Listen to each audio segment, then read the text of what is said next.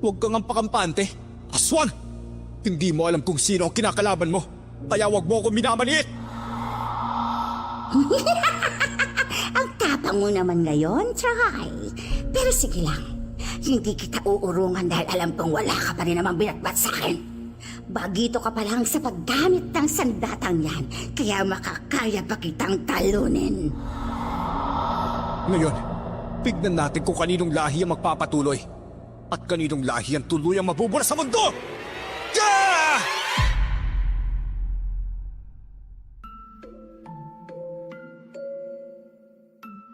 Hindi matitiis ng dilim ang liwanag. Ang katotohanan, gaano man itago sa panlilinlang, ay lilitaw rin sa huli. Magandang araw po sa inyo, Miss Pinky. Pati na rin po sa lahat ng masusugid ninyong tagapakinig. Nais ko lamang pong ibahagi ang aking naging karanasan nung ako'y 25 anyos pa lamang sa probinsya ng aking lolo David. Nang marinig ko kasi ang mga tampok ninyong kwento, ay nahikayat na rin ako na magpadala ng sarili kong karanasan patungkol sa mga aswang. Tawagin niyo na lamang po ako sa pangalang Troy, tubong Visayas, at ito ang aking kwento. Bago ko simulan ang istorya, huwag kalimutang mag-subscribe bilang suporta sa ating channel.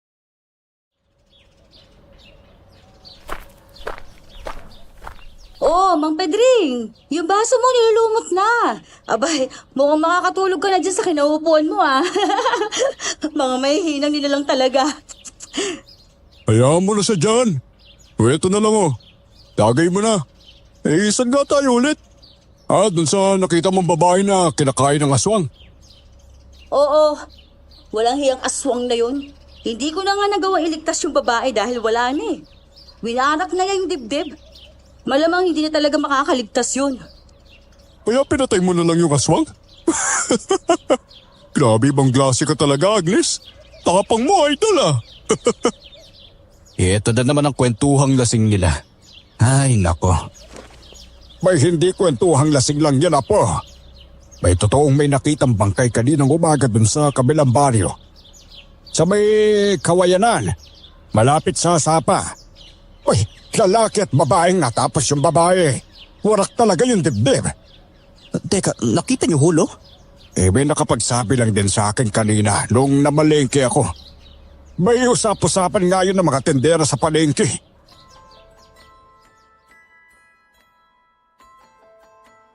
Napailing na lang ako sa kanapabuntong hininga dahil sa sinabing yon ni Lolo David. Maging siya kasi ay paniwalang paniwala sa mga kwento ni Agnes. Tuwing hapon kasi, nandito na siya kasama ang kaibigan niyang si Glenn at nakikipag-inuman sa mga magsasaka. At ang palaging laman ng usapan nila ay tungkol sa mga aswang na pinapatay kuno ni Agnes. Hindi pa sana ako maniniwala noon kung hindi lang dahil sa balitang umere sa telebisyon nang buksan yon ni Lolo. Katulad kasi ang kuhang litrato sa kung paano ilarawan ni Agnes ang ginawa niyang pagpatay sa lalaki na sinasabi niyang aswang. Yan ang sinasabi ko. O, diba? Ayaw niya pa kasi maniwala sa akin Basta ako. Naniniwala ako sa'yo, Repang Agnes. Sige, tagay mo na. Hoy, Mang Arnold! Ay naku, si Mang Arnold natumba na rin talaga dalawa na lang tayong natira dito, Agnes At alam mo na kung sino ang last man standing sa ating dalawa mamaya. Aba, syempre ikaw na yun. Kaya nga idol kita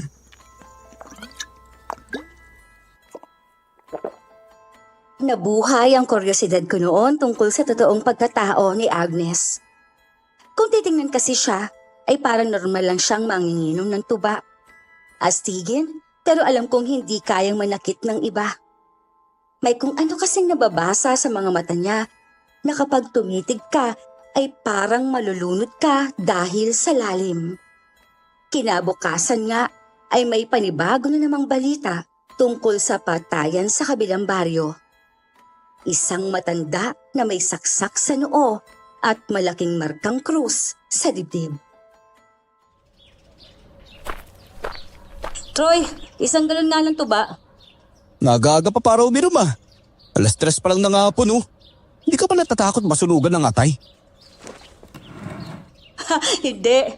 Alam mo kasi, mas nakakatakot ang mga multong ayaw kang patulugin sa gabi. Ano? Multo? Hindi ka takot sa aswang pero sa multo takot ka. Ay nako. Nagpapakita lang naman daw yung mga ganun. Hindi ka naman nila masasaktan gaya ng kayang gawin ng isang aswang ah. Hindi kasi multo ng mga ligaw na kaluluwa, Troy. Kundi multo ng nakaraan na kahit anong pilit mong ibaon sa limot, pilit ka pa rin sinusundan. Natahimik ako sa sinabi niya. Ramdam kong lalim at sakit sa tono ng boses niya, kaya naman iniabot ko na lang ang isang galon ng tuba sa kanya. Kaagad naman niya yung kinuha, saka dinala sa isang mesa.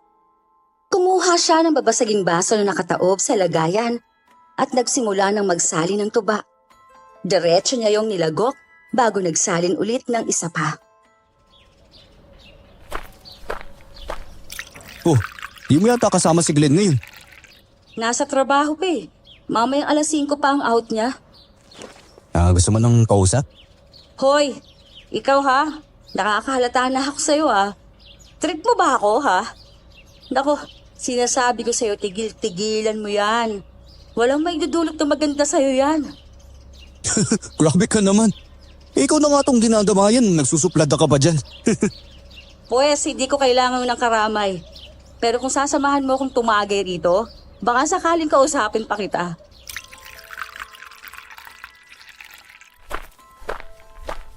Napapailing na lang akong nilubayan si Agnes. Mailap kasi talaga siya pagdating sa mga lalaki. Yung tipong makakausap mo lang siya nang hindi siya nagsusuplada kapag nakarami na siya ng toma o di kaya kapag nagkukwento na siya tungkol sa mga ginawa niya ng nagdaang gabi. Pagsapit naman ng 5:30 ng hapon ay magkasabay na ring dumating sina Glenn at Mang Greg. Uy, Repang Troy. Isang galon nga ng tuba. Abay, naubos na pala netong si Repang Agnes ang 2 galon eh. Grabe, ang lakas mo talaga, Agnes. Ang tagal nyo kasi. O siya, dali mo na yung 1 galon dito at nang mabanatan na. Oh, Mang Greg. Tagay mo na kagad oh. Huwag mong pamumulutan yan ha. Baka makaya eh. Nakailang baso na kami tapos ikaw. Hindi pa yan nagagalaw. Ay, siya nga pala. Wala si Mang Pedring? Wala. Ako lang mag-isa rito kanina pa. Di yata pinayaga uminom ni Aling Marisol eh.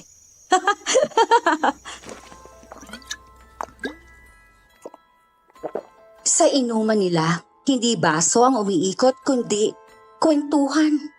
Kanya-kanya kasi silang baso gawa ng ayaw ni Agnes na nagsasalin-sali ng mga laway ng mga kainuman niya.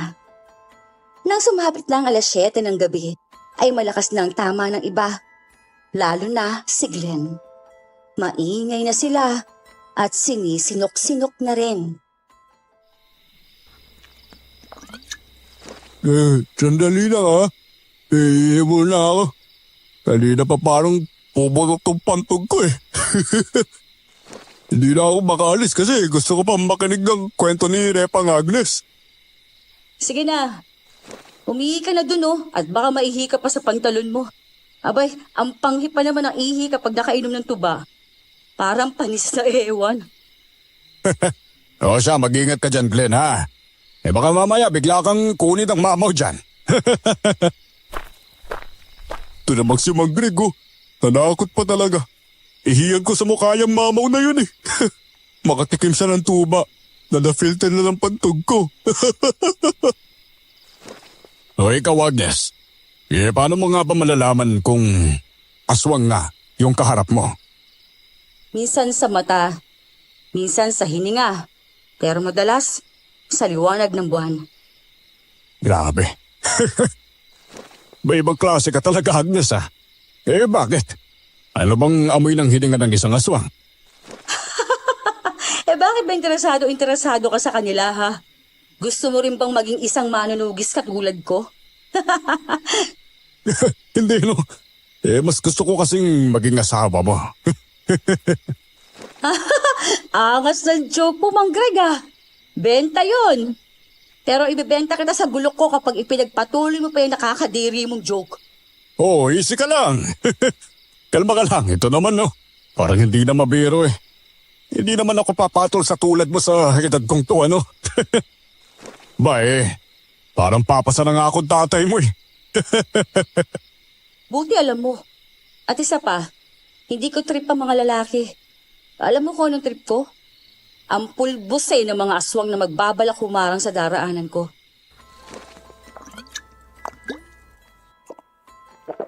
Hindi ko maalis ang tingin ko sa gawin ng dalawa habang nag-uusap sila.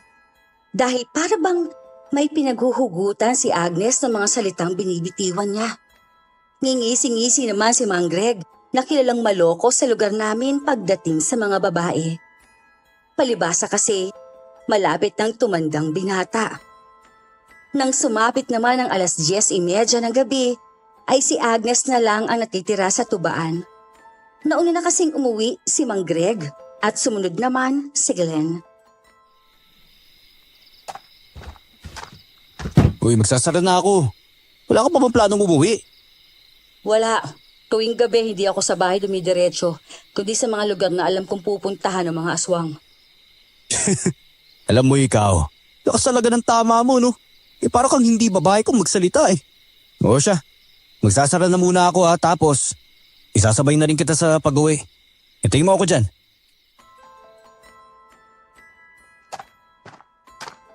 Hindi na rin siya nagreklamo noon at itinuloy na lang na ubusin ang natitirang tuba sa galon. Pagkatapos ay tumayo na siya saka lumabas ng tubaan. Pero na magsara na ako ng pinto ay napakunot naman ang noo ko nang hindi ko na siya makita sa kung saan.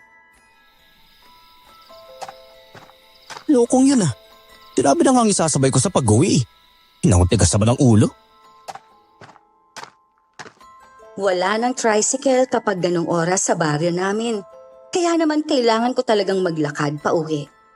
Dahil sanay naman na akong umuwing gabi na mag-isa, ay hindi ko naalintana pa ang mga kumakalat na balita tungkol sa mga patayan sa kabilang baryo. Ngunit hindi ko rin maiwasang panindigan ng mga balahibo noon nang bigla na lang umalulong ang mga aso. Nagtipon pa talaga sila sa gitna ng daan na parabang may inaabangan. Ilang sandali pa ay may narinig naman akong mga kaluskos sa bandang talahiban. Para bang may tumatakbo roon na kung ano. Ay, wala yun, Troy. Baka pusa lang yun na may hinahabol na daga. Oo, tama. Pusa lang yun. Ay, pusang gala! Ano yun? Mas lalo pang nanindig ang mga balahibo ko nang makarinig ako ng isang sigaw ng babae. Sigaw na para bang may hinahabol. Mas binilisan ko pa ang paglalakad hanggang sa madaanan kong isang mapunong bakanteng lote. Sa tulong ng sinag ng buwan na lumulusot sa mga sanga at dahon ng puno, ay nakita kong figura ng isang tao na tinataga ang isang nilalang. Dahil sa kuryosidad, ay maingat akong lumapit sa kinaroroonan nila. Dahan-dahan akong naglakad at nagtago sa likod ng isang puno ng mangga at doon nga ay nakita kong tinataga ng isang babae ang isang maitim at pangit na nilalang. Diyos ko, Agnes! Tinarakan niya ng punyalang noon ang halimaw at saka minarkahan ng krus sa dibdib. Pagkatapos ay tinagpas niya ang leeg nito bago kunin ang punyal sa noo nito. Mas lalo pang dinaga ang dibdib ko nang mapatingin siya sa gawi ko at saka pinahid ang dugo na tumilamsik sa mukha niya gamit ang kanyang braso.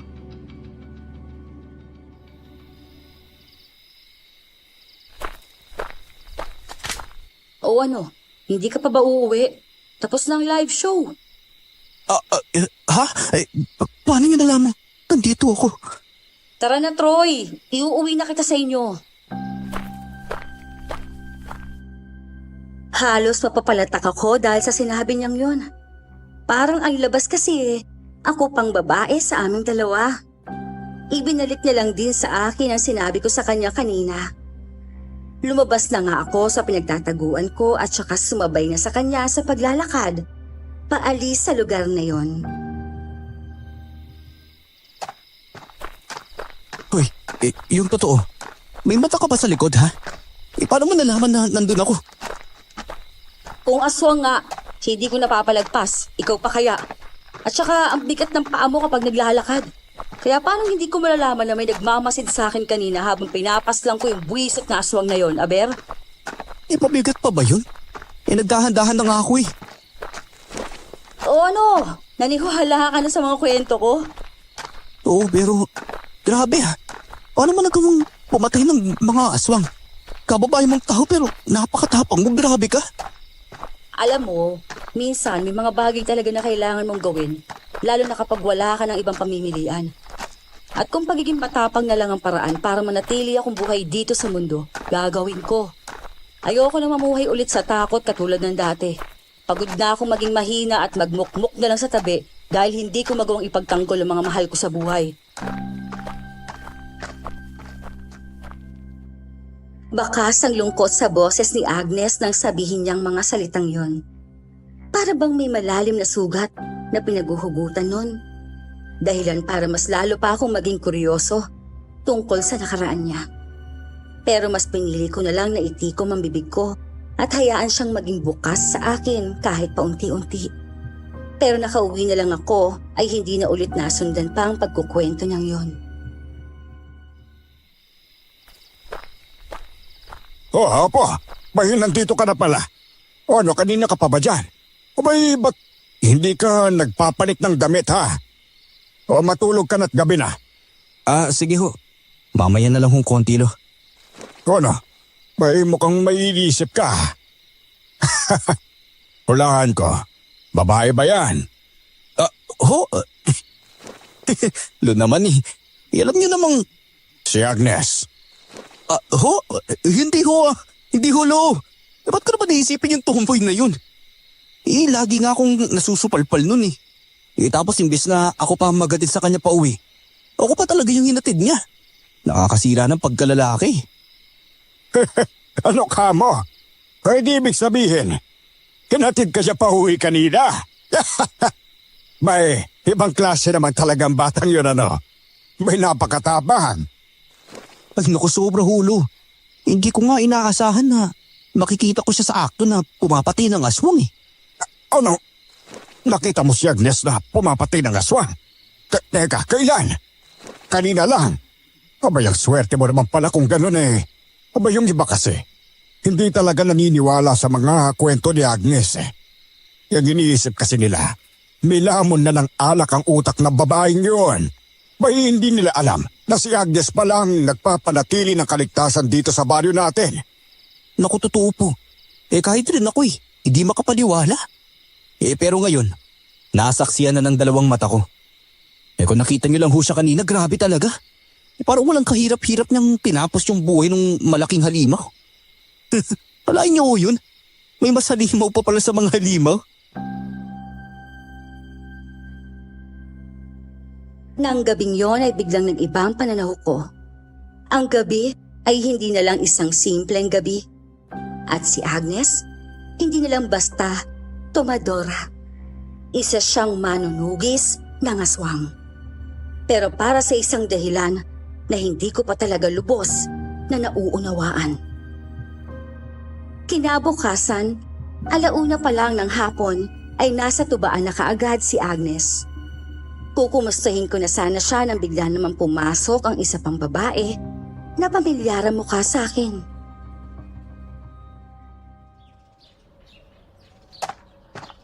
Troy! Kamusta ka na? Long time no see ah. Diana? Ikaw ba yan? Ay hindi, picture ko lang to. Sira. Siyempre ako to no, the one and only. O ano, kamusta ka na? Pangalawa na to ah. Pasensya na. Hindi na kasi ako makapaniwala na nandito ka na eh. Grabe talaga si Mang Greg. Hindi ba lang nagpasabi na uuwi ka? Eh bakit? Pag nagsabi ba siya, ikaw ang susundo sa akin sa terminal? Pwede naman. Kaso wala eh. Troy, isang galon nga. Teka lang ha. Agnes Tuba mo. Siya nga pala, dumaan lang ako para ibigay sa'yo to. Oh, may pasalubong din ako? Laks naman. Salamat dito Ba? Gara Uy, rela talaga to? Oo, nang makita ko kasi yan, ikaw kagad ang naisip ko Kaya binili ko na. Buti naman at nagustuhan mo. Siyempre, rela na to Salamat ulit Sige, Troy, una na ako. May bibilin pa kasi ako sa palengke. Idinaan ko lang talaga yan.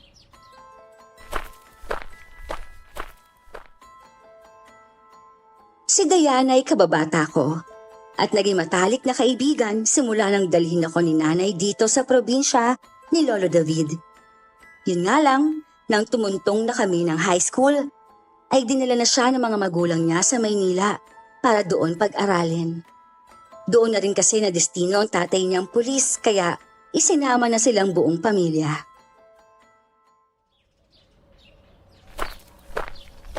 Ganda nun girlfriend mo? Si Diana, girlfriend ko. Nako, malabo pa kaysa sa hamog yung sinasabi mo no. Kapatid na nga lang ang turing ko ron Sus, kapatid daw. Pero kung makangiti kanina, wag kasi. Nagtitwinkle-twinkle pa nga yung mga mata mo habang nakatingin sa kanya. Anong nagtitwinkle-twinkle ka dyan? Ginawa mo namang between yung mga mata ko Tsaka hindi ba pwede na masaya lang ako? Kasi nakita kami ulit. Okay, sabi mo Pero may iba akong naaamoy sa babaeng yun.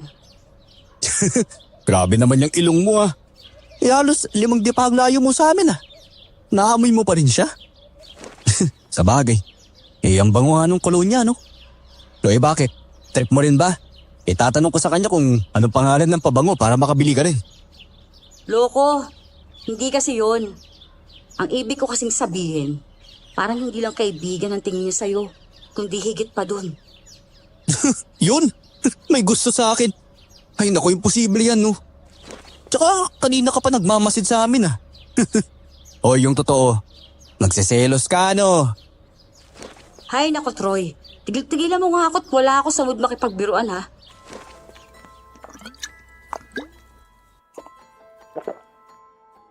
Natawa na lang ako nang makitang umirap pa siya sa akin bago muling tumungga ng tuba. Pero kahit ganon ang pakikitungo niya sa akin, ay masaya ako dahil nagagawa niya ng kausapin ako ng matagal. Hindi na tulad ng dati na kung hindi ako masupalpal, ay malamig naman ang pakikitungo niya sa akin. Nang sumapit naman ang 4:00 ng hapon, tumayo na si Agnes saka lumapit sa akin.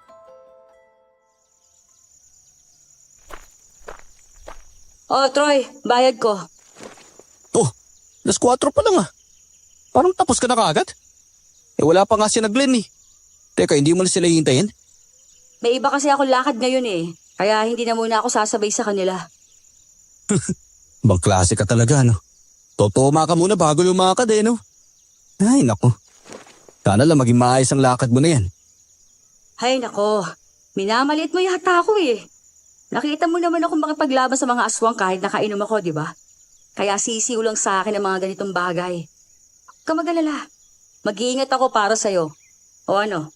Okay na ba? Bakit naman ako nasali sa usapan?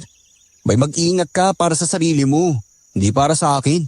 Ito talaga Sus! Halata ka kaya masyado. Pero sinasabi ko sa'yo, Troy walang magandang pupuntahan yan kaya itigil mo yan. Sige na, aalis na ako. Salamat sa masarap na tuba.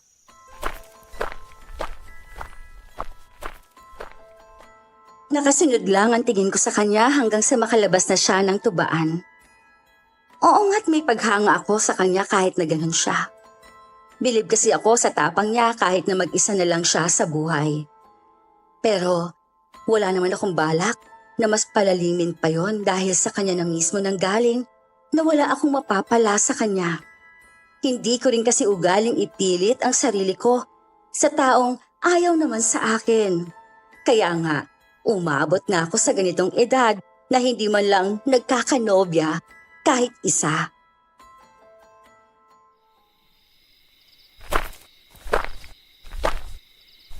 Pantroy, una na ako sa sayo ha. Mag-iingat ka sa pag-uwi ha. Loko. Muwi ka na. Ako pa pinagsasabihan mo na mag-iingat eh. Ikaw nga tong lasing. Baka mamaya, hindi ka na sa bahay mo dumiretso ha. Yari ka sa aswang. Lasing. Wala akong takot sa aswang na yan no. Isang tawag ko lang kay Repa Agnes. No, darating ka agad yun. Ay nako. O siya, umuwi ka na. Mag-aalas 10 na oh. Salamat ka wala ka pang asawa. Kundi yari ka talaga sa kanya pag nagkataon.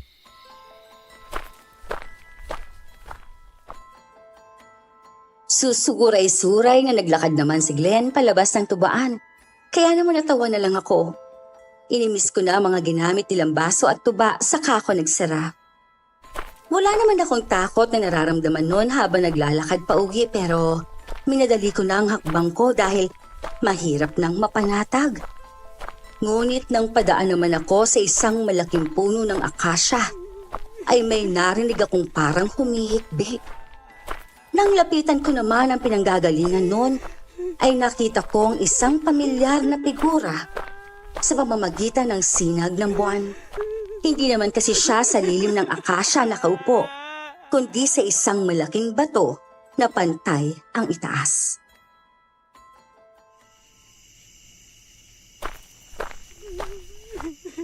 Agnes? Oo, Troy. Anong ginagawa mo dito? Gabi na. May narinig kasi akong humihikbi eh. Akala ko pusa na nagpapalambing. Bakit ka pa lumapit? Paano kung hindi pala yun pusa tapos bigla kang sakmalin? Di nayari ka. Nandiyan ka naman eh. Kung ako lang ang aasahan mo, mas maigi pang magpasakmal ka na lang. Hindi sa lahat ng oras darating ako para iligtas kayo. Paano kung nagsabay-sabay na kayong inatake? Sinong uunahin ko? Sorry na. Pero bakit ka ba kasi umiiyak? Ha? Ako umiiyak? Hindi no. Bakit naman ako iiyak? Sus, yalataan naman na boses mo yun eh.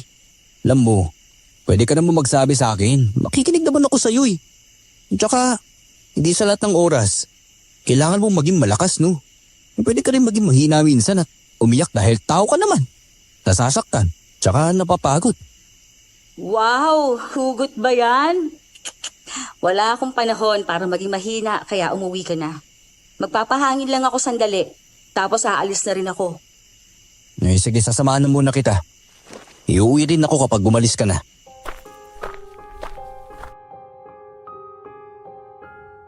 Bumuntong hininga lang siya noon saka tumingala sa kalangitan. Maya-maya pa, nakita ko na ang pagtulo ng luha mula sa kanyang mga mata. Hindi muna ako nagsalita at naghintay lang ako sa susunod na sasabihin niya. Death anniversary ngayon ni Nanay. Ay, ang sakit. Ang sakit. Hanggang ngayon dala ko pa rin dito sa dibdib ko yung bigat ng nakaraan. Yung pakiramdam na wala akong magawa kundi umiyak lang at matakot sa isang sulok. Habang yung nanay ko, ilalapanan ng isang aswang. Kaya ba pinili mong maging mananugis para hanapin yung aswang na pumasang sa nanay mo? Matagal na panahon na yon. Hindi na ako maasa pang makikita kong hinayupak na yon. Ang gusto ko na lang gawin, ubusin ang lahi nila. Natatakot ako sa isiping meron na namang isang bata na mawawala ng ina katulad ko. Ayoko nang makita ang mga taong nagdurusa dahil sa pagkawala ng mga mahal nila sa buhay dahil sa mga buwisit na aswang na yan. Habang pinakikinggan ko si Agnes, ay saka ko naman naalala ang isang parte ng sarili kong nakaraan. Naisip kong baka kaya ko siya nakilala dahil pareho kami ng pinanggagalingan. Hinagod ko lang ang likod niya noon dahil hindi naman ako maalam sa pagpapatahan ng isang babae. Marami pa kami na pagkwentuhan ng gabing yon at nang bandang 12:00 na ay saka siya nagpasyang umuwi.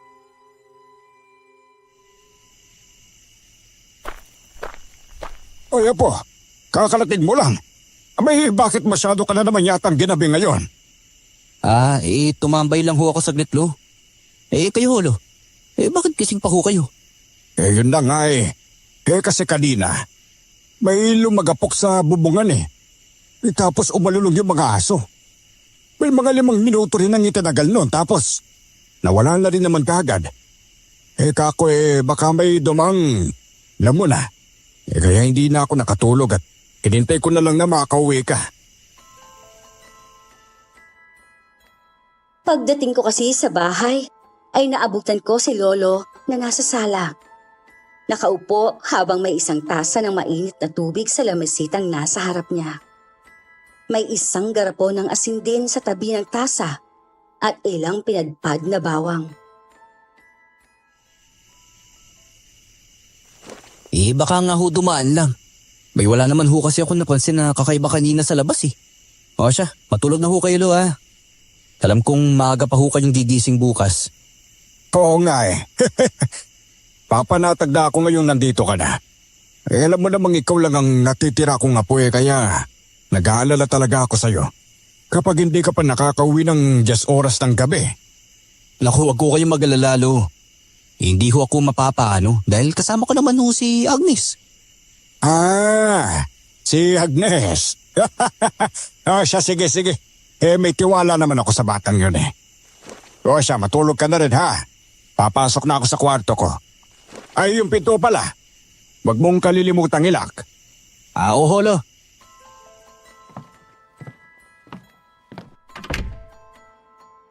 May mapaglarong ngiti sa mga labi ni Lolo noon habang tinitignan niya ako nang sabihin kong kasama ko naman si Agnes. Alam kong iniisip ni Lolo na marahil ay dumidiskarte na ako sa dalaga kahit pa ang totoo ay hindi naman. Hinayaan ko na lang siya hanggang sa makapasok siya sa kwarto niya at ako naman inilak na mga pintuan saka pumasok na rin sa sarili kong kwarto.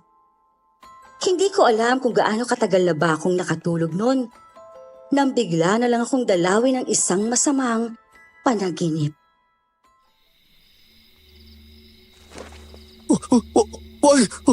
Kuya! Kuya Tristan! Bumagsak na sa kuya ko.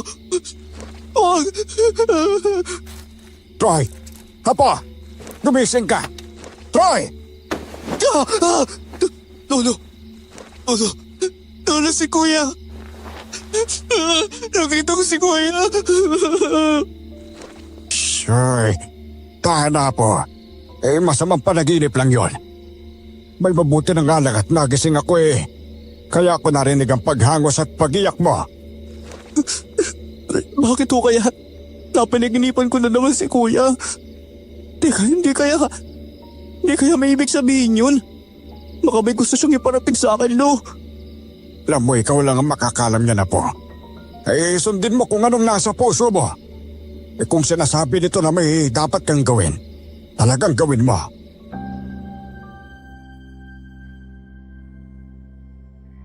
Matagal na panahon na simula ng huli kong mapanaginipan ng tungkol kay Kuya Tristan.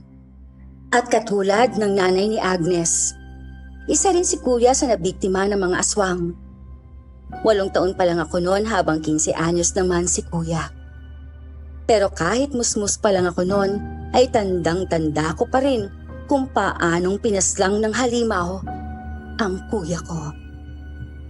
Iniisip ko nga na baka kaya si nanay umalis ay hindi talaga para humanap ng pera para sa aming dalawa, kundi para lumayo sa akin. Pakiramdam ko kasi, kasalanan ko kung bakit namatay si kuya. Kung hindi lang sana ako nagpagabi noon sa paglalaro, siguro hindi na ako kailangan pang hanapin ni kuya at siguro hindi mangyayari sa kanya yon. Troy, isang galon nga. Hindi na ako nagsalita noon at ibinigay na lang ang isang galon ng tuba kay Agnes. Ngunit ilang segundo nang nakaupo ang galon sa counter, ay hindi niya pa rin yun kinukuha. Kaya naman nang mapabaling ako sa kanya, ay nakita kong naniningkit ang kanyang mga mata habang nakatingin sa akin.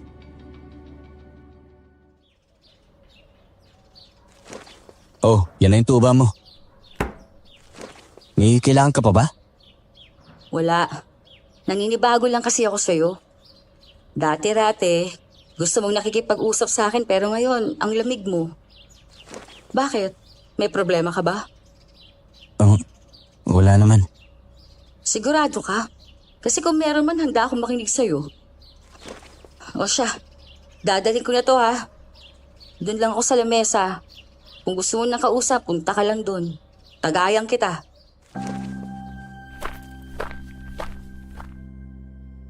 Nang mga sandaling yon ay nasilayan ko kung paano ngumiti si Agnes. Kahit patipid lang yon, ay inaamin kong napagaan nun ang loob ko. Kaya naman ang bandang 5:00, pagdating ni Lolo sa tubaan, ay nagpaalam akong pupunta muna sa lamesa ni Agnes.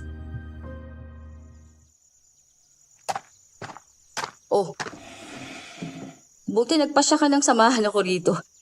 Kaya na pa kita hinihintay eh. Hinihintay ko lang kasing dumating si Lolo eh. O ano, tagayin mo na ako. Yung sabi mo kanina, di ba? Oo na, heto na. Masyado ka namang atat eh. Kauupo mo pa nga lang oh. Oh, hayan. Bottoms up dapat ha. Ayoko sa kainuman yung mahina. Yes, ma'am.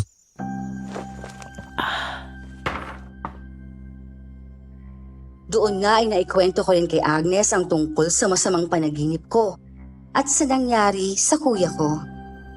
At maging siya'y naniniwalang hindi nga lang yun basta panaginip, na marahil ay nagpaparamdam nga si kuya dahil may gusto siyang ipahiwatig sa akin.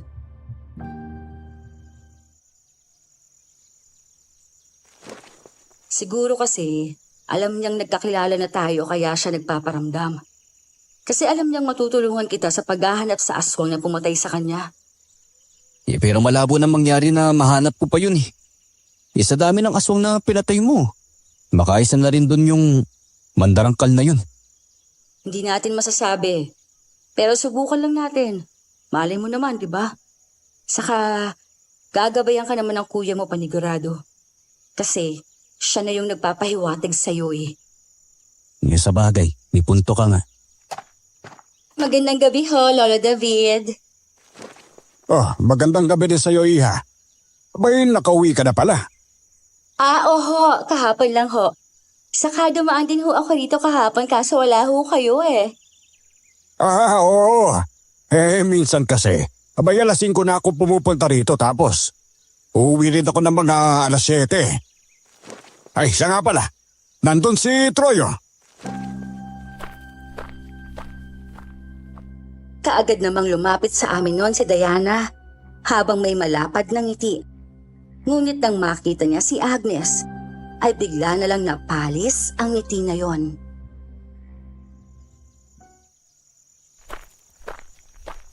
Troy, nandyan ka pala. Tsaka sino yung kainuman mo? Ngayon ko lang siya nakita rito ah. Ay, Diana. Siya pala si Agnes.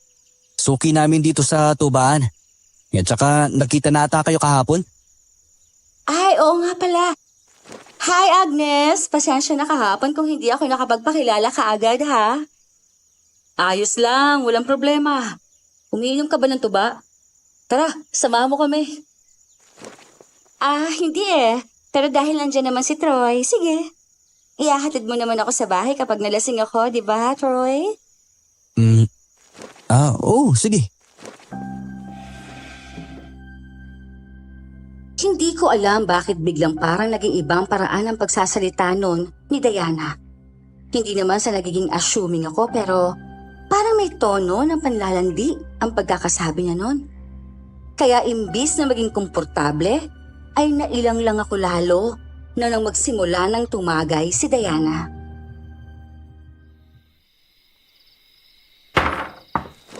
Alam mo, Troy, ang gwapo mo pa rin talaga, no? Kaya kahit gaano karami ang mga nanliligaw sa akin dati sa Maynila, ikaw pa rin talaga ang naalala ko.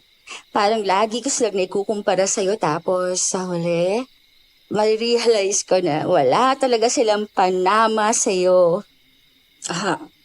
Diana, nagkakalumot na yung baso mo. Abay, yung isang baso mo, pang-apat na namin ah. Yaman mo na. Baka hindi lang kasi talaga siya sanay sa pag-inom. Sus, drama. Hindi naman yan iinom kung hindi niya talaga kaya. Ha? Ano yan, Agnes? May sinasabi ka ba? Sabi ko oo na lang. Baka kasi mahirapan ka sa kanya maghatid mamaya pag-uwi eh. Wala pa namang tricycle dito kapag 10:00 na. Kaya nga ipapasabay ko na lang siya kina Glenn eh. Kanina pa kasi yun uwing-uwi eh. Pustahan ko. May ka-textmate na naman yun kaya mas gustong nasa bahay na lang nila. Aabalahin mo pa yung tao. Sabi mo nga may textmate, diba? Baka mainis lang yun kapag pinasabay mo pa sa kanya tong si Diana. Naku, hindi yan. At saka madaraanan lang naman niya ang bahay ni na Diana. Kaya mas maiging sa kanila na siya sumabay. Kaya mo pa naman, di ba Diana? Tsaka 8:00 pa lang oh. May tricycle pa nito. Hindi na muling nagsalita pa si Agnes noon at nagsali na lang ulit ng tuba sa baso niya. Diretso niya yung nilagok bago muling magsalin. Napailing na lang ako dahil kanina ko pa talaga halata ang pagkairita niya kay Diana. Ayoko naman siyang tanungin dahil pihadong masusupalpal lang ako, lalo na't wala na nga siya sa mood noon. Uy, Reba! Uwi na ako ha. Pagkasabi na lang kay Mang Pedring pagbalik ka dito na mauna na ako. Ay, sandali. Isabay mo na tong si Diana. Ano? Ayoko nga. Yari ako kay Mang Greg niyan. Kapag nalaman niyang ako mag-aatid sa pamangkin niya, no? Ayan mo naman na ayoko sa mga issue eh. Tsaka, best friend mo yun, di ba? Ikaw na mag-atid. Di yan. Mamaya pa kasi ang uwi ko eh. Tsaka ako pa yung magsasara nitong tubahan. Alam mo namang hindi ko pwedeng iwan to kasi umalis na si Lolo eh. Wala magbabantay dito oh. Ay, naku. Oo, sige na nga. Basta kapag ginulpi ako ni Mang Greg ha, triple ang ibabalik ko sa'yo. Manda ka sa akin. Grabe ka naman. Sabihin mo na lang na ako yung nakiusap sa'yo. Naiatid si Diana. Hindi ko nang pagagalitan kaya sige na. Magabang ka na doon ng tricycle tapos papasukin mo rito para may sakay natin si Diana. Okay, sige. Oo na. Sige na. Ba't ba kasi hindi tabi ng kalsada itong tubaan ni Lolo David eh? Layo-layo.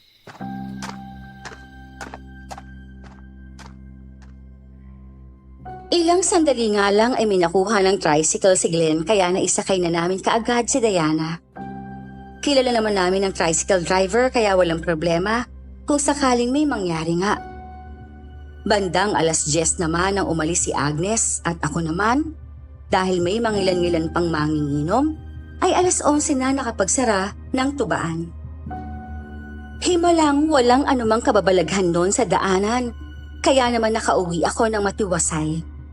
Ngunit kinabukasan, nagsumbong sa akin si Diana na inaswang raw siya kagabi.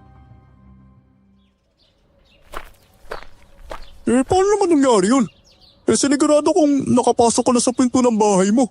Bago pa kami umalis ni Manong Doding. Kasi nga nasa labas ng bahay ko yung banyo. Dahil nga nakainom ako, syempre madalas akong makakaramdam ng tawag ng kalikasan. At tapos, bigla na lang may isang halimaw na pumalaga sa akin paglabas ko ng banyo. Buti na nga lang dumating si Agnes eh. Salamat Agnes ha. Kung wala ka kagabi, sigurado akong bangkay niyo na ako matatagpuan ngayon. Ay, buti na lang pala. Nasa malapit lang si Agnes. Kung hindi, baka kung ano na mangyari sa'yo eh. Pero Agnes, napatay mo ba yung aswang? Hindi nga eh. Masyado siyang madulas.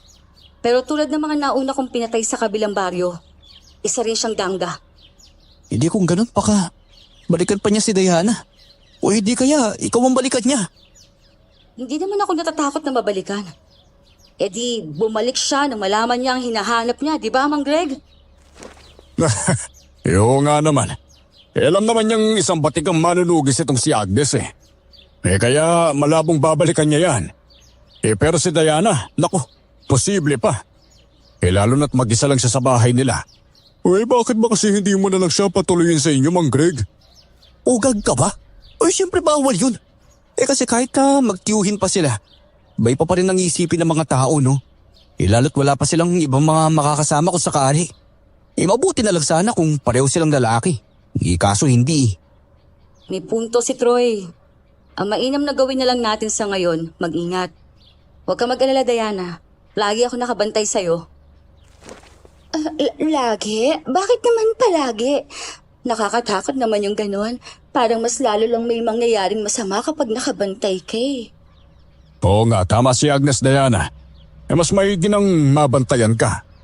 Nang sa gayon makasigurado sa kaligtasan mo.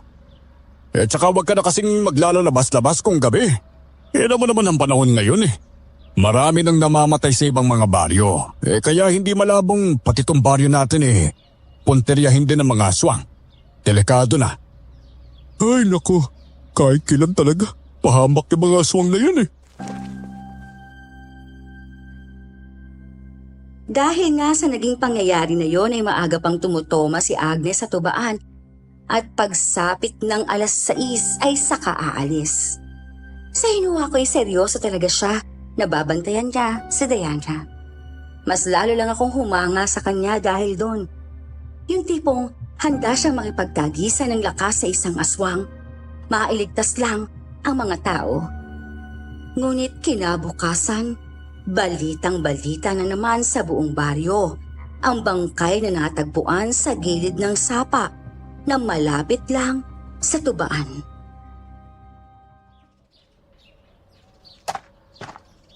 Ay naku, grabe talaga ang aswang na yan. May akalain mo ba namang wakwakin yung dibdib at siya ng babae? Tapos hindi niya lang basta pinatay. Pinahasangan niya pa. Ay naku. Oo nga napakawalang hiya talaga ng hinayupak na yon. Sinamantala niya ang pagkakataon na nakalingat ako saka siya naghanap na mabibiktima niya.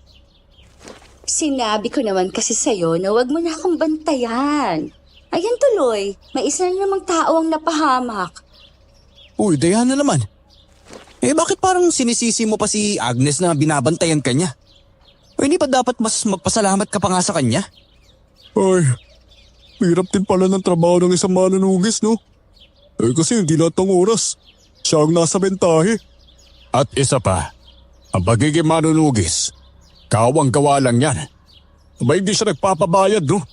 Kaya dapat lang talaga, Diana, magpasalamat ka sa kanya. Hindi yung sinusumbatan mo pa siya. Tsaka sa susunod magdala ka ng arenola sa kwarto mo.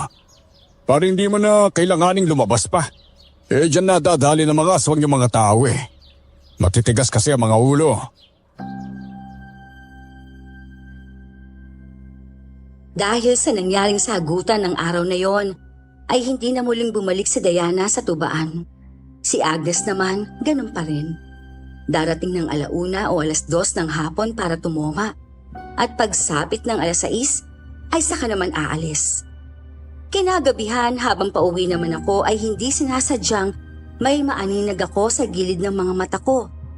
Para bang may nakasunod sa akin na anino. Mas binilisan ko na lang ang paglalakad ko kahit ba gatambol na sa kaba ang dibdib ko noon. Hanggang sa may bigla na lang tumawid sa ulunan ko. At nang tumingala naman ako'y nakita ko ang isang maliit na tila bolang apoy. Tumatalon-talon ito sa hangin habang papalapit ng papalapit sa akin.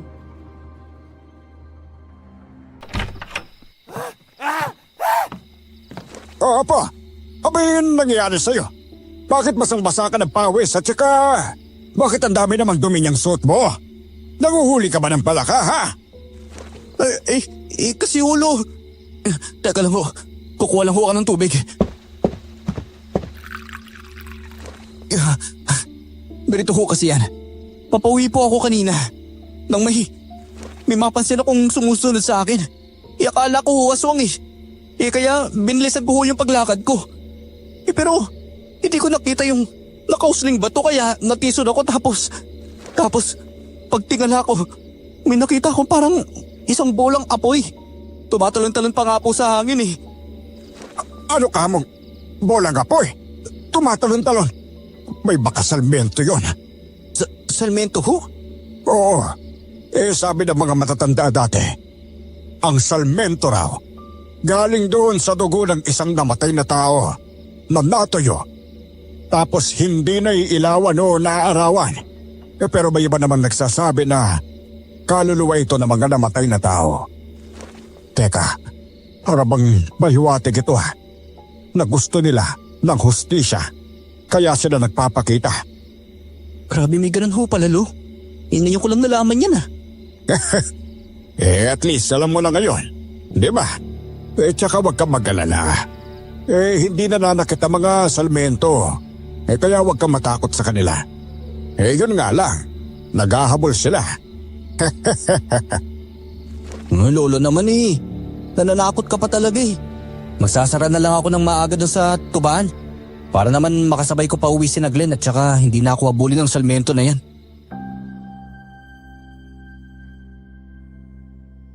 Makalipas ng ilang araw ay naging tahimik ang buong baryo. Walang balita ng mga patayan pero sa kabilang mga baryo, doon na nalanta mga dangga. Sa loob lang ng isang linggo ay 4 na dalaga nang napabalitaang nawawala at pagtatapos ay makikita na lang na hubot-hubad. Wala ng buhay at warak ang mga tiyan.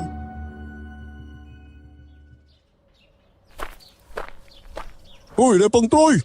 Bakit parang hindi na nagagawin dito si Diana? Bakit mo naman siya hinahanap? May gusto ka sa kanya no? Wala no. Wala ka ba? Ano lang kasi. Napapansin ko lang. Simula nung napagsabihan siya ni Mang Greg, parang hindi ko na siya nakikitang lumalabas sa bahay niya eh. Ay naku, hayaan mo na yun. Kahit dati pa naman napakasentimos ng batang yun. Konting gibo, magtatampo agad. Bakit? Masama ba yung sinabi ko? Hindi naman, hindi ba? Tsaka pasalamat talaga siya. At nandyan si Agnes para siguraduhin ligtas siya. Oo nga no. Ay, siya nga pala. Nakita niyo ba si Agnes? Parang hindi na rin siya nagagawin dito ng mag-iisang linggo na. Baka nasa ibang baryo yun. Di ba maraming nababalita ang nabibiktima ng aswang doon? Nang sumapit naman ang gabi ay humahangos na pumunta si Aling Marisol sa tubaan. Galit na galit at hinahanap si Mang Pedring. May dala pa nga siyang ispading na para bang naghahamon ng away.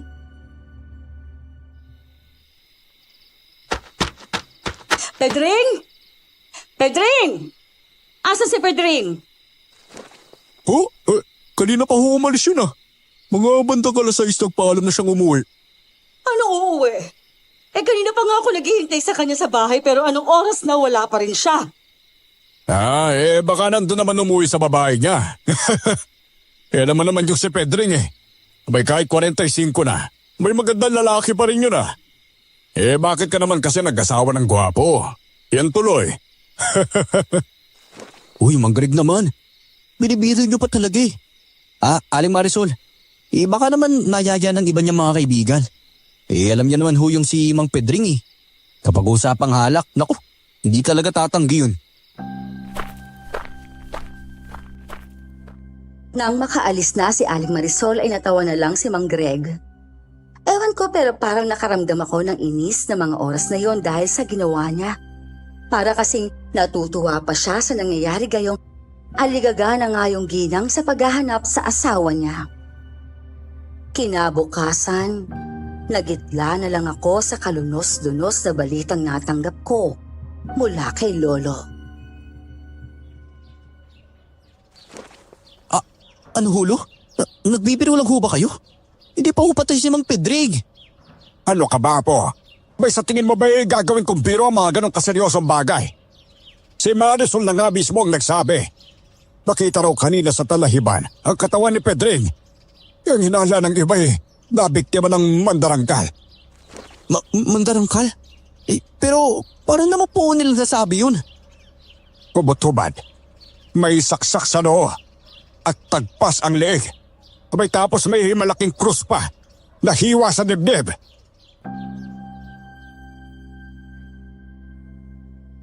Saka ko naman naalala noon ang paraan ng pagpatay ni Agnes sa aswang.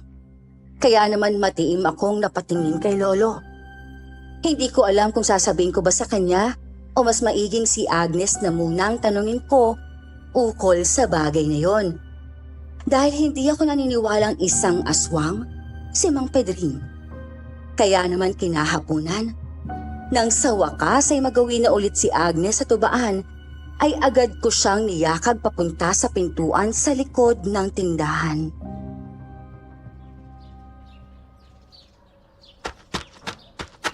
Oh, bakit? May sasabihin ka bang importante? Bilisan mo lang at tomang-toma na ako eh. Agnes, may alam ka ba sa nangyaring pagpaslang kay Mang Pedring kagabi? Yun ba? Siyempre, oo. Balitang-balita kaya sa buong baryo kanina. Umagang-umaga pa lang. May kinalaman ka ba? Kasi... Sa paraan ng pagpaslang? Kung tanga mga tumitingin, iisipin nilang ako may gawa nun at lalabas na isang aswang si Mang Pedring. Pero dahil nagtanong ka, sigurado ako nagdadalawang isip ka kung ako nga ba ang may gawa nun. Di ibig sabihin, hindi nga ikaw ang may gawa nun? Pero bakit niya ginaya yung paraan mo ng pagpaslang sa mga aswang? Bakit nga ba? Sige nga, Troy. Sabihin mo sa akin kung anong naiisip mo. Dahil ba gustong lituhin ng tunay na aswang ang mga tao? May punto ka. Pero may iba pang dahilan bukod doon. Ano naman yun? Gusto ng aswang na yon na magalit sa akin ng mga tao dahil nagkamali ako ng pinaslang. Kahit magpustahan pa tayo, maya-maya lang, susugod na rito si Aling Marisol para sisihin ako sa pagkamatay ng asawa niya kahit ang totoo, hindi naman talaga akong gumawa nun.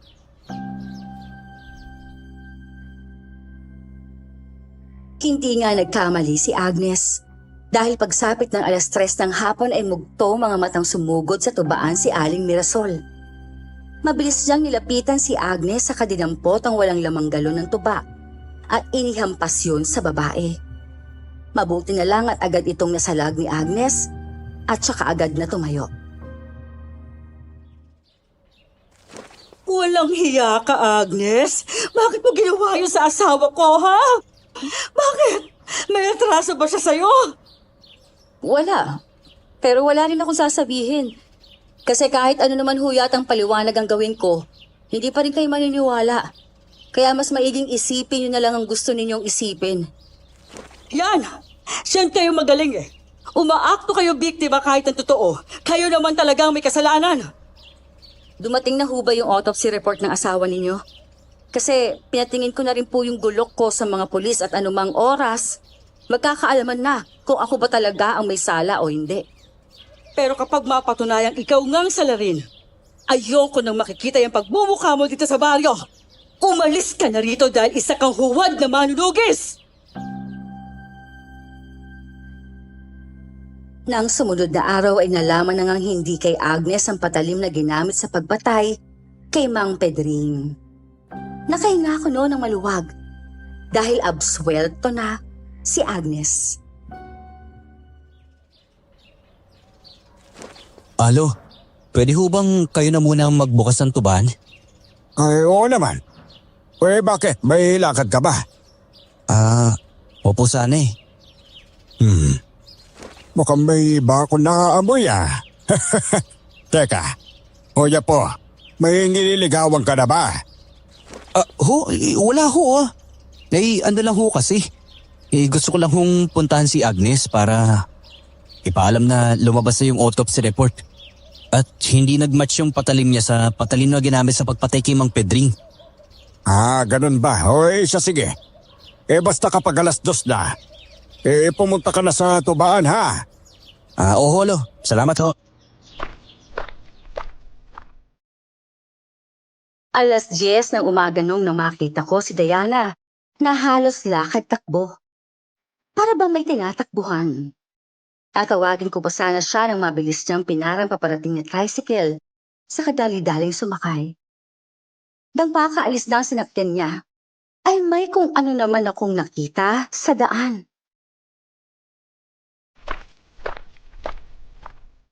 Teka, pitaka to ah. Teka, kay Diana to ah. Walang niya. Nahulog niya pa yata. Ay naku, panigurado magtataka yun mamaya. Kasi wala na sa kanya tong pitaka niya. Ay, kung bakit kasi parang hinahabol ang halimaw eh. Maalikabok ang pitaka, kaya pinagpag ko yun sa kaisinilid sa bulsa ko. Aalis na sana ako nang bigla na lang parang ang dilim ang paligid ko. At para bang may kung anong nakaturok sa leg ko. Hahawakan ko pa sana yon, subalit hindi na kinaya ng sistema ko ang hilo. Bumagsak ako sa lupa at doon ay agad na nawala ng malay. Pagising ko'y wala akong masyadong maaninag. Pero isa lang ang nasisiguro ko. Nasa isang kakahuyan ako base sa nakikita ko sa itaas. Natatakpan kasi ng mga dahon at sanga ng puno ang langit. Pero may mangilan-ngilan pa ring bituhin na sumisilip mula roon. Tatayo na sana ako ron nang bigla na lang akong makarinig ng mga kaluskos sa paligid.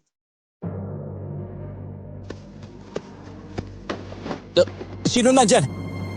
Huwag mo akong tinatakot. Hayop ka! Magpakita ka! Mabuti naman at gising ka na, Troy. Teka, kilala mo ko? Sino ka ba ha? Hindi mo na kailangang malaman kung sino ako dahil hindi ka na rin naman magtatagal sa mundong ito. Sa wakas, Troy, matitikman na rin kita. Ang tagal kong hintay ang pagkakataon ito at ngayon, dumating na. Putik, anong gagawin mo sa akin ha? Papatay mo rin ako? Huwag kang masyadong atat, Troy. Dahil bago kita ihatid sa impyerno, ipararanas ko muna sa iyo ang langit.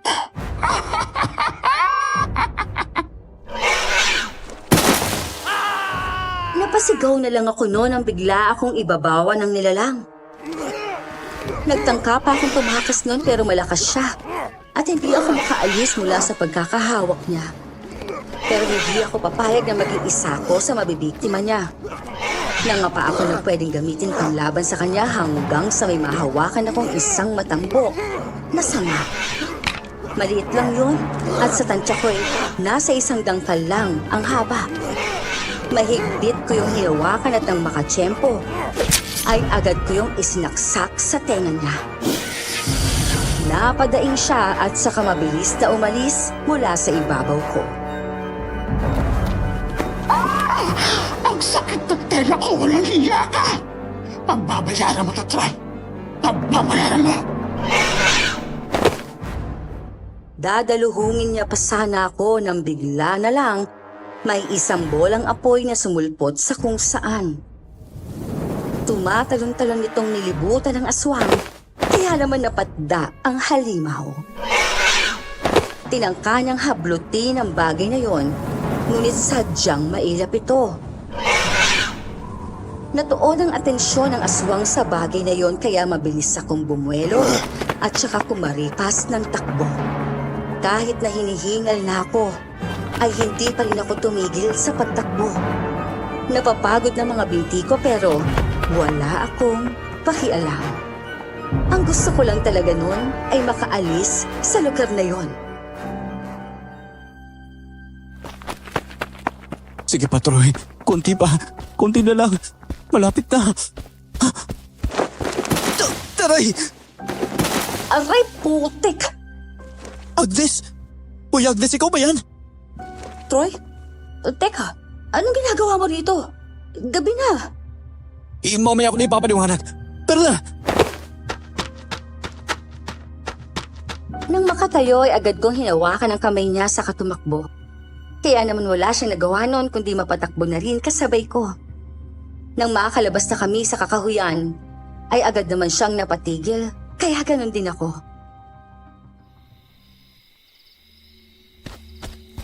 Teka, bitiwan mo nga muna ako. Bakit ba kasi tayo tumatakbo, ha? Kasi may aswang dyan sa loob. Isang mandarangkal. Ano? May mandarangkal? Bakit ngayon mo lang sinabi? Walang hiya naman talaga to. Isinama mo pa talaga ako sa pagtakas mo, ha? Dapat sinabi mo na lang na may aswang para pinuntahan ko na kaagad. Wala. Oo nga no. Pasensya na. Nadala lang kasi talaga ako ng takot eh. Siya, umuwi ka na at kanina ka pa hinihintay ni Lolo David. Hahanapin ko muna yung sinasabi mong magdarangkal. Malakas ang kutob kung mahuhuli ko na siya ngayon. Ha? Ano yun? Ang sabi ko umuwi ka na. Kalalaking taong napakaduwag. Anong duwag? Hindi ah.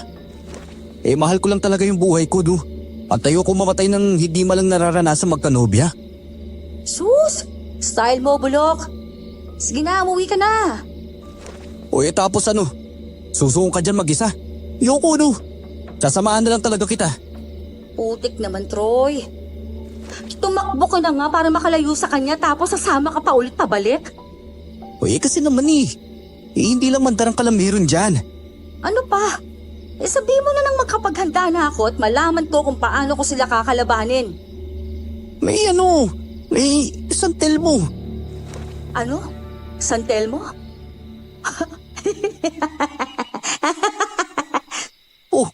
Bakit? Tawa ka dyan. Takot ka sa Santelmo? Bakit naman? Nakakatakot naman talaga yung bagay na yun eh. Baliw! Santelmo lang yon. Hindi ka nun mapapatay. Hahabulin ka nun. Oo, pero hindi ka nun masasaktan. Hindi mo ba napansin? Kahit bolang apoy yung itsura niya, hindi siya mainit. Kasi nga malamig ang bagay na yon. Sabi ng iba, kaluluwa daw kasi yon ng mga taong namatay. Tapos nagiging ganyan kapag gustong humingi ng hustisya. Ha? Ganun ba yun? Hindi ibig sabihin. Humihingi siya ng tulong sa akin kasi 2 beses na siyang nagpakita sa akin eh. Kung 2 beses na siya nagpapakita sa'yo, ibig sabihin, may nais siyang ipahiwatig. Sa tingin mo? Kasi ganyan din yung sabi ni Lolo eh. Oo, tara. Ha? Saan tayo pupunta? Sa loob ng kakahuyan malamang. Akala ko ba gusto mong sumama?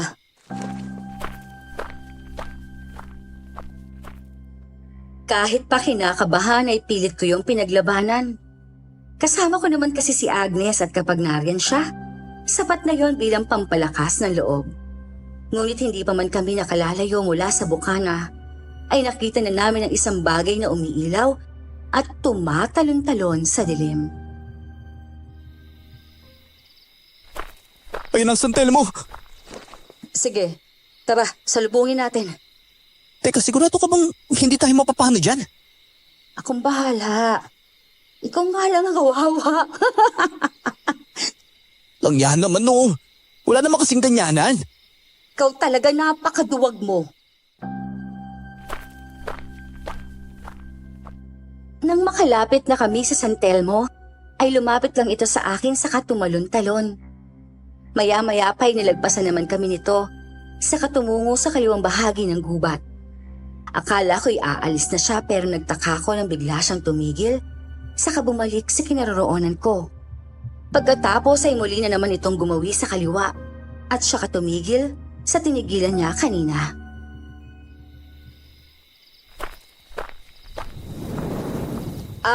Siguro sinasabi ng San Telmo na sundan mo siya. Alam nga no. Pero bakit ako lang? Malamang, tutugisin ko pa nga yung mandarangkal, di ba? Kaya nga dapat samahan mo ko eh. Kasi malamang sa malamang. Aatakihin ulit ako nun no. Kapag nakita niya akong mag-isa lang. Sa bagay, may punto ka naman. O siya, tara na. Sundan na natin yung San Telmo para malaman na natin kung ano bang gusto niyang iparating sa'yo.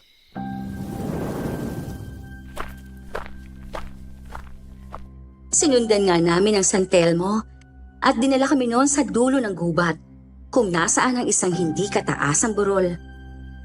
At sa taas ng burol na yon ay may isang malaking puno.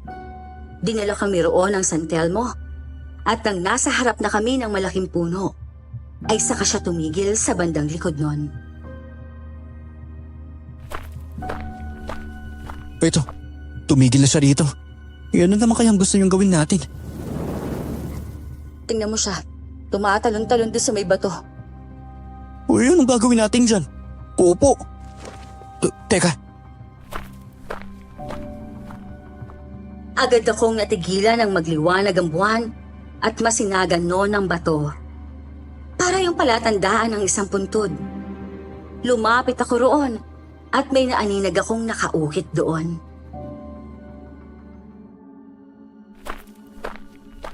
Uy Agnes, teka tignan mo to. Parang may nakaukit pero hindi ko mabasa.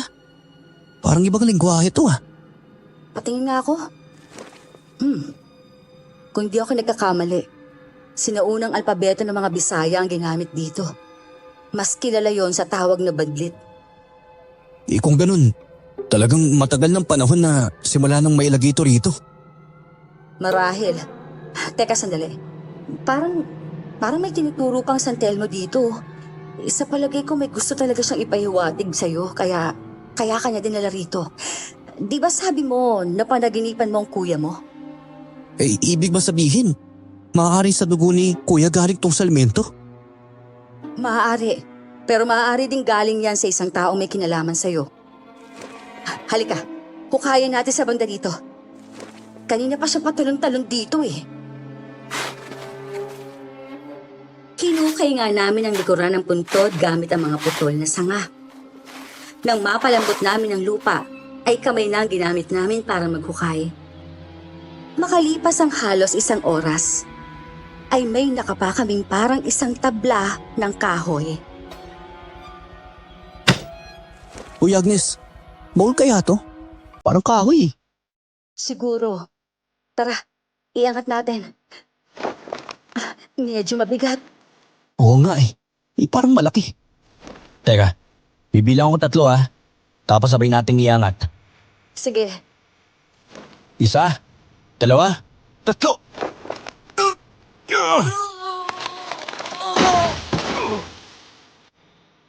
Dahil sa bigat ng baul na yon ay sabay pa kaming natumba ni Agnes nang maiangat na nga namin yon mula sa lupa.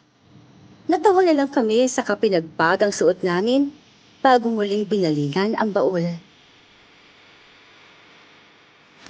O ano, bubuksan na ba natin? Baka mamaya may cobra pala sa loob nito tapos tuklawin tayo. Loko! Kung meron man, sa tingin mo ba, mabubuhay pa yun sa tagal ng pagkakabaon ng baul na yan sa lupa? Ito naman pinapatawa lang kita. Uy siya, bubuksan ko na to. Teka, parang may kandado. Nakalak. Sandali. Hetong ba to? Pukpukin mo para masira. Wala tayong susi eh.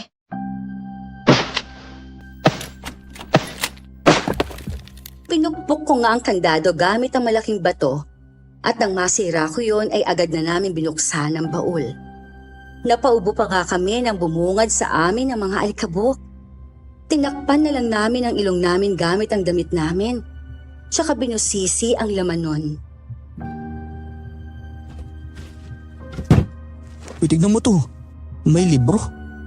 Itim tapos. Teka, ano to? Baldet pa rin yata to Oo, nakasulat pa nga rin niya sa badlit. Alam mo, mas maganda. Dalhin natin kay Lolo. Tanong natin kung alam ba niyang magbasa ng ganito. Sige, pero duda kasi ako. Matagal na panahon ng simula nang itigil ang paggamit niyan eh. Panahon pa bago dumating ang mga Kastila noon. Malay mo naman. Tinuruan siya ng lolo kaya tatay niya. Basta subukan lang natin. O eto, tignan mo. Sandatang may talim sa magkabilang dulo. Teka, alam mo ba kung ano to? Tapos parang may may ukit din sa hawakan Sugbong ang tawag dyan. Dito lang meron yan pero wala nang gumagamit niyan ngayon. Ibig sabihin, luma na talaga yan. at may-ari pa ng isang tao mula nung unang panahon. Uy, teka, meron pa dito. Teka, ano to? Balat ng kahoy? Patingin nga ako niyan. Hindi lang to basta-basta balat ng kahoy, Troy. May nakasulat sa loob, oh. O siya, sige. Dalhin din natin yan.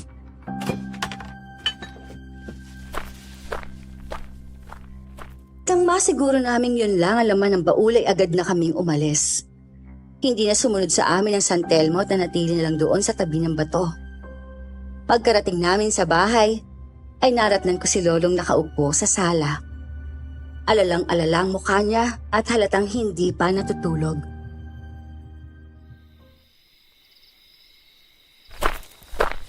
Lo, magandang gabi ho. Hoy! Anong maganda sa gabi, ha? Ngayong pinag-alala mo ko masyado. Sorry na ho, Lo. Hindi ko naman ho kasi sinasadya eh. May dumukot ho sa akin na isang mandarangkal. Ano ka mo? Kaya ba kasama mo si Agnes kayo dahil niligtas ka niya mula sa aswang na yon? Hindi ho. Nakita lang ho kami sa gubat habang tinatakasan ko yung mandarangkal. Isang salmento ho yung tumulong sa akin. Yung salmentong nakita ko nung nakaraan, Lo. Hindi sumabat si Agnes noon sa pag-uusap namin ni Lolo. Hinayaan niya lang ako na magpaliwanag sa matanda.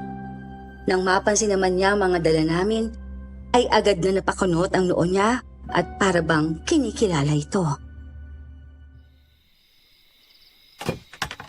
Hoy, apo, ano naman yung hawak mo? O ikaw rin, Agnes. Saan galing yan? Tuon ho sa burol sa dulo ng gubat. Dinala kami ron ng San Telmo at hinukay namin yung parang puntod doon. Hindi lang kasi namin mabasa yung nakasulat kasi badlit ho yung gamit eh. Teka, ibig sabihin, totoo ngang may gustong iparating sa'yo yung salmentong yon. O siya, akin na nga yan. At ang matignan ko. Inilapag namin sa lamisitang naroon ang mga dala namin ni Agnes. Ang dalawang balat ng kahoy na may nakaukit na badlit, ang sugpong at ang librong itim na may nakasulat ding badlit. Inisa-isang tingnan niyo ni Lolo at saka napatango-tango. Teka, di marunong ho talaga kayong magbasa ng badlit, Lo? Hindi masyado. Pero meron akong libro na nagtuturo kung paano magbasa ng badlit. Teka sandali, kukunin ko. Yun naman pala. Buti at hindi na natin kailangan pa maglakbay para lang makakita ng taong marunong magbasa ng badlit. Kasi sigurado ako may hirapan tayo kapag nagkataon. Nang bumalik si Lolo ay dala na nga niya ang librong naglalaman ng guide kung paano magbasa ng badlit. Sinimulan niya ng isali ng mga nakaukit sa balat ng kahoy sa lingwahe namin, gamit ang alpabetong ginagamit natin ngayon. Namangha kami nang mabasa na namin ang nakasulat. Kung sino ang may dugong busilak, sa kanya itatangan ang sugpong na itinatag. Sa ilalim ng panganib, siya'y magniningning. Ang tangan nga'y kapalarang sa lahi magpapatini. Astig naman pala na nakasulat dyan, Lolo David. Ito naman ho ang aklat at tsaka itong nakaukit sa hawakan ng sandata. Paano ito basahin? Ito. Yung nakaukit dito sa hawakan ng sandata ay pangalan ng dating may-ari. Si Amang Salimbao. Maaaring totoong pangalan. Maaari ding hindi. Ang ibig sabihin kasi ng Salimbao isang uri ng malaki at malakas na lambat. May maaaring sumisimbolo ang lambat na ito sa pagsilo ng mga masasama, partikular na mga aswang. Ang aklat naman na ito naglalaman ng talambuhay ni Amang Salimbao at kung paano niya pinaslang ang iba't ibang uri ng mga aswang noong kapanahunan niya. Napakaswerte naman ho pala nito ni Troy At siyang napili ni Amang Salimbao na maging bagong may-ari ng sandata niya. Siya nga, kung itinuro sa'yo ng salmeto ang pinagbaunan nitong mga to. Apo, ibig sabihin lang ay ikaw ang napili ng salmentong yon bilang tagapagmana ng kanyang sandata. May barahil matagal ka na niyang minamatyagan. At ngayon ay dumating na nga ang takdang panahon. Pero busilak na puso? Paano naman ho niya malalaman na busilak ang puso ko? Nararamdaman kasi niya yon, Troy. Saka baka kaya rin nagparamdam yung kuya mo sa panaginip mo nung nakaraan. Kasi gusto niyang ipaghiganti mo siya. Malakas ang kutob kong narito lang sa paligid ng mga aswang na may atraso sa atin. At hindi pa sila kabilang sa mga napaslang ko. Kung ganon, kailangan mo magsanay sa paggamit itong sugpong na ito. Hindi ito madaling gamitin dahil dalawang talim. At kailangan ng iba yung pagsasanay para maging bihasa ka sa paggamit nito. Uy, Agnes. Alam mo bang gamitin yung sugpong na yan? Hindi, pero madali lang yung pag-aralan kung desidido ka talaga. Hayaan mo, tutulungan kita. Tinuruan nga ako ni Agnes sa pag-iensayo at makalipas ang 2 linggo, ay medyo nagagamay ko na ang paggamit ng sugpong. May mga napapabalita pa ring patayan noon sa ibang baryo pero sa baryo namin ay hindi na nasundan ang huling biktima. Halos 1 buwan din ang lumipas bago ko na kayang iwasiwas ng maayos ang sugpong. At masasabi kong anumang oras ay handa na akong makipaglaban sa mga hinayupak na aswang na bumiktima sa kuya ko.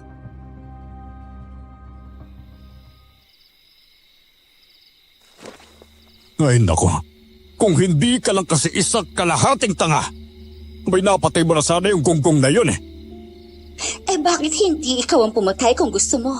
Magaling ka, di ba? Nagawa mo ngang itago ang pagkakakilanlan mo. Samantalang ikaw naman talaga ang pumaslang kay Ma'am Pedring. Kasi nga tanga ka!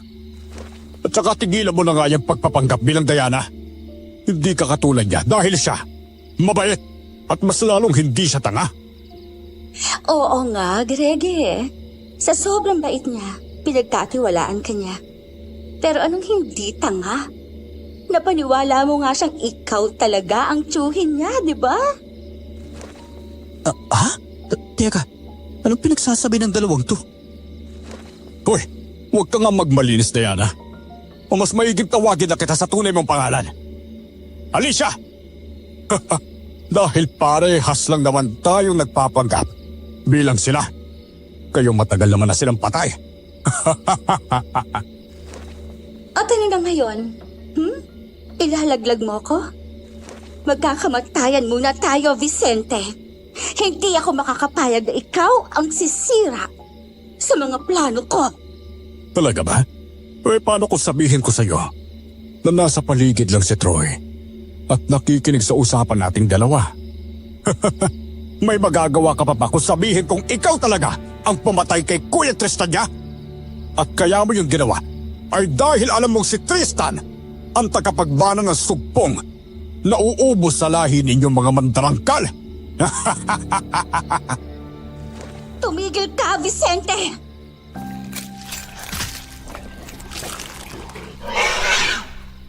Dahil sa galit ng babae ay agad siyang nagpalit ng anyo bilang aswang.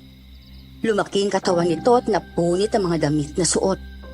Sa isang iglap lang ay naging isang kahindik-hindik na nilalang ang babaeng nagpanggap bilang Diana. Dinaluhong nitong nagpapanggap din bilang Mang Greg. Mabilis itong nakapagbagong anyo at nagpambuno silang dalawa. Ako naman, nanatili lang sa pinagkukublihan ko habang patuloy na pinoproseso ang mga narinig kong revelasyon kani-kanina lang.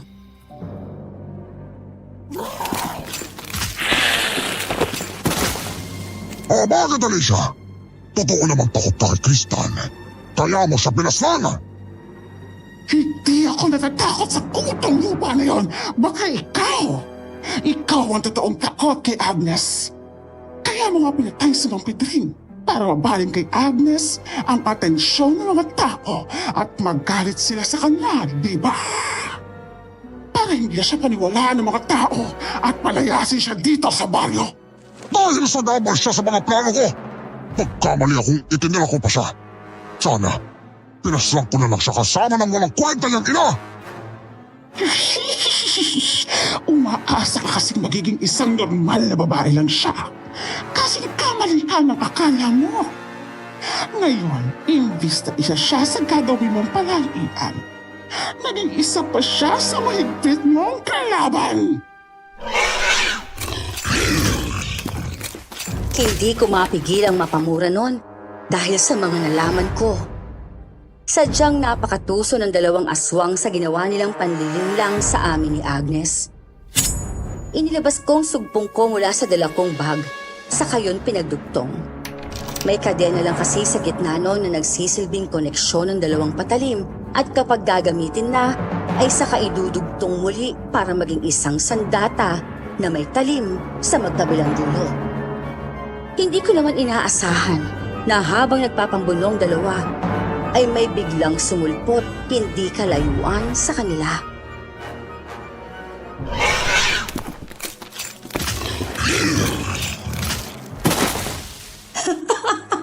Tingnan mo nga naman ang pagkakataon. Sinasabi niya nga ba't malalaman ko rin ang pinakatatagong lihim ninyong dalawa. At ngayon sa mga bibig ninyo na mismo nang galing ang katotohanan. Panahon na para singilin ka sa atraso mo sa akin, Vicente! Agnes, kanina ka pa ba dyan? Bakit? Nagulat ba kita? Hindi mo ba alam na ang gubat na to ang baluarte ko? Kaya alam ko kung paano ako magtatago sa mga nilalang na kagaya ninyo. Akala nyo ba kayo lang ang may kakayahang magtago sa dilim? Pues, dyan kayo nagkakamali. Troy, lumabas ka na riyan. Narinig mo naman siguro mga dapat mong marinig, di ba? Mas lalong humigpit ang pagkakahawak ko noon sa sandata ko bago marahang naglakad papunta sa kinaroroonan ni Agnes.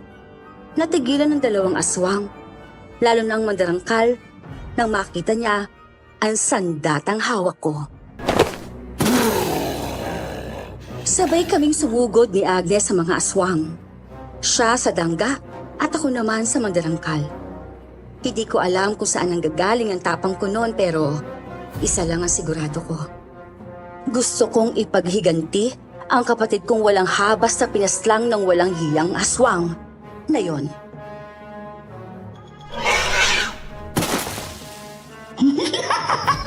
Ang tapang mo naman ngayon, Troy. Pero sige lang, hindi kita uurungan dahil alam kong wala ka pa rin namang binatbat sa akin. Bagito ka pa lang sa paggamit ng sandatang yan, kaya makakaya pa kitang talunin. Huwag kang ang pakampante. Aswang! Hindi mo alam kung sino ang kinakalaban mo. Kaya huwag mo ako minamaliit. Kung ganon, ipakita mo ang gilas mo, bata.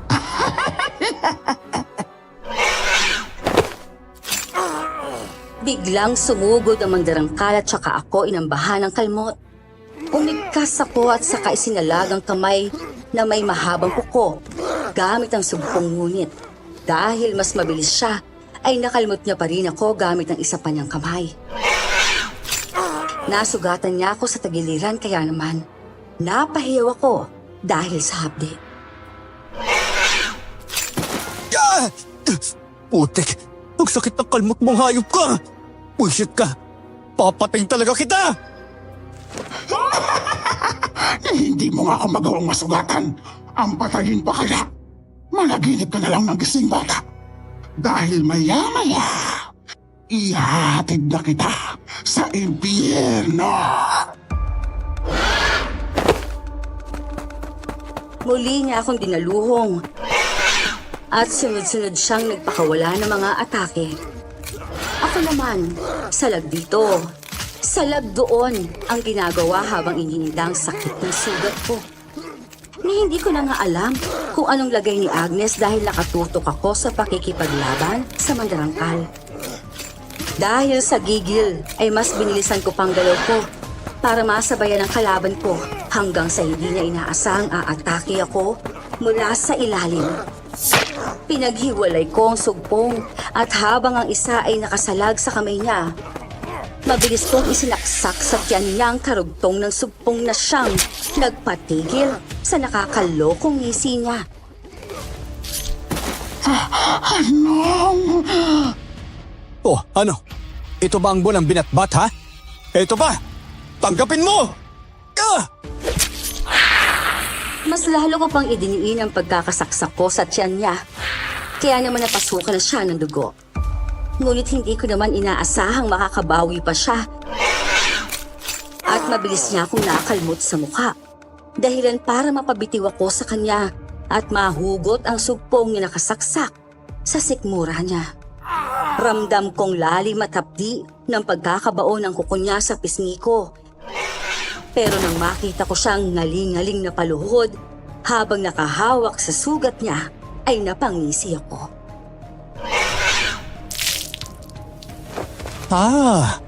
Kaya pala takot na takot ka sa sandatang to. Dahil oras na bumaon to sa katawan mo, hindi mo na magagawa makalaban pa ng maayos. Pasensya ka na lang, dahil binuhay mo pa ako. Tuluyan mo na yan, Troy! Kailangan ko ng tulong sa isang to! Masyado siya madulas! Sige, Troy. Patayin mo na ako na matigil na itong hapdi na nararamdaman ko. Sobrang init sa pakiramdam. Totoo pala ang sinabi nila na unti-unti kang papatayin ng sandata na yan hanggang sa ikaw na mismo ang hiling na tuluyan ng bawiin ang buhay mo. Huwag mo akong utusan! Dahil yun naman talaga ang gagawin ko. Tanggapin mo to. Para naman maranasan mo kung gaano kasakit ang ginanas ko nang patayin mo ang kapatid ko! Eto ba? Ka! Umigkas ako at sunod-sunod na pinagsasaksak ang aswang. Na magsawa ko sa katawan niya ay saka ko siya sinaksak sa dibdib. Doon pa mas lalong napasukan ng dugo ang aswang. At nang hugutin kong sandata, ay agad nang sumirit ang dugo mula sa kanyang sugat. Nang bumagsak siya sa lupa, ay sinipa ko pa siya ng makailang beses para siguruhin kung gumagalaw pa siya. At nang masiguradong patay na nga, ay saka ko na dinaluhan si Agnes. Ba't ang tagal mo dun? Ngayon pa nga lang ako nakipagsagupaan sa aswang eh. Ikaw nga dapat yung tanungin ko niyan eh. Siyempre may kahinaan din ako, no? Tao lang ako at aswang tong kalaban natin. Sige! Magdaldalan ba kayo dyan? Nang madurog ko kayo na sabay! Sige lang, Vicente. Subukan mo na makita mong hinahanap mo. Sabay kaming humanda ni Agnes at sinalubong ang ambang pag-atake ng aswang. Akala ko'y akong uunahin puntiryahin ng aswang pero bigla siyang umikot at saka hinaglit sa braso si Agnes. Pumalag ang babae pero sadyang malakas at mabilis ang aswang kaya agad siya nitong nakagat. Kunyemas ka talagang Vicente ka! Napakalinamnam talaga ng dugo ng mga babae, lalo na kapag bilhin. Mas lalo tuloy ako natatakam sa'yo. Pero bago yun, uunahin ko munang dispatchahin ang isang to nang masolo na ulit kita.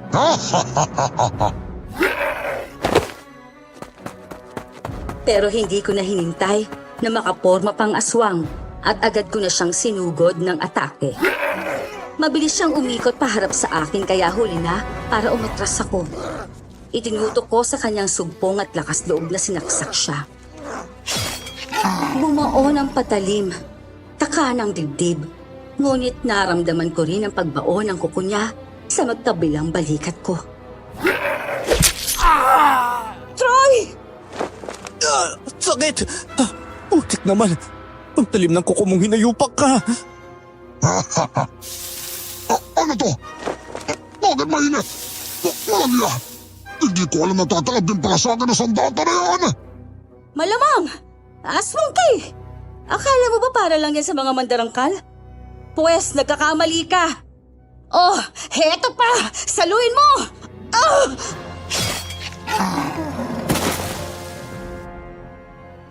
Mabuti na nga lang at kaliwang braso lang ni Agnes ang nakagat ng aswang at kanan ang ginagamit niya sa paghawak ng sandata. Malakas niyang tinaga ng gulok ang leeg ng aswang at napahiyaw ito sa sakit. Makailang ulit niya pa yung tinagpas hanggang sa maputol at pagkatapos ay minarkahan ng krus ang dibdib nito, katulad ng lagi niyang ginagawa. Buwisit! Nakakapagod! Ang kunot ng balat ng walang iyong to! Mahalaga. Natapos na. Oo nga, salamat ha. Itulungan tayo dito kaya walang problema. O ano? Tara na. Nagutom ako bigla eh.